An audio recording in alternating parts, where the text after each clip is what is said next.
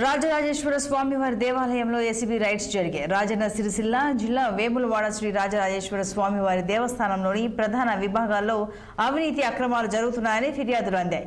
నేడు దేవాలయంలోని గోదాం, అకౌంట్స్, లడ్డూ తయారీ విభాగంలో ఏసీబీ డీఎస్పీ రమణమూర్తి ఆధ్వర్యంలో అధికారులు ఆకస్మికంగా దాడులు నిర్వహించారు. గోదాం విభాగంలోని సరుకుల శాంపిళ్లను సేకరించారు. అలాగే ప్రసాదాల తయారీలో కూడా వినియోగిస్తున్న సరుకుల శాంపిల్స్ ను తీసుకున్నారు. అలాగే తూనికలు, కొలతలు, నాణ్యత తదితర అంశాలపై సమగ్రంగా విచారిస్తున్నారు. రాజన్న సిరిసిల్ల జిల్లా వేములవాడ శ్రీ రాజరాజేశ్వరి టెంపుల్ ఈరోజు ఏసీబీ కరీంనగర్ ఆకస్మిక దాడి చేయడం జరిగింది.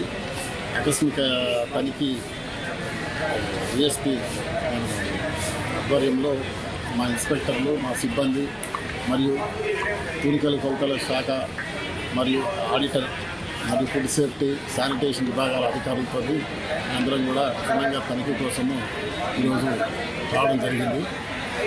అన్ని విభాగాలను రికార్డును తనిఖీ చేసి మేము మన అవకతవకల వాటి విషయంలో ప్రభుత్వానికి ఒక నివేదికను పంపిస్తాం.